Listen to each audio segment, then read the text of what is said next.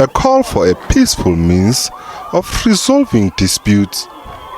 This follows violent protest in Alexandra Township north of Johannesburg, where members of the Dudula movement took to the streets, burning tires and forcefully closing shops belonging to foreign nationals.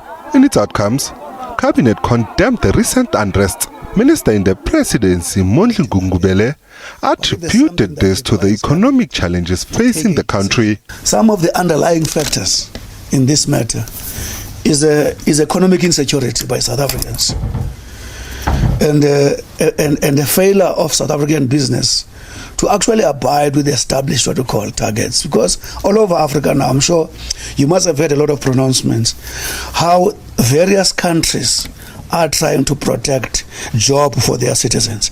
But South Africa's approach is of such a nature that we acknowledge that you can't cut South Africa out of the continent, but there are certain set of jobs which we think should be protected for South Africans. Meanwhile, Eskom is still grappling with damaging rolling blackouts due to further generation capacity issues. The power utility says stage 4 power cuts will continue until 5 o'clock tomorrow morning. Gungubele says government is aiming to generate 7,000 more megawatts of electricity in the next financial year. Hiccups are going to take place, but we'll always communicate like Eskom has been doing. I've been following them, doing their communication. In other words, there are various ways in which we communicate this. Not everything in every statement that we have comes in but it's got nothing to do with whether we care or not.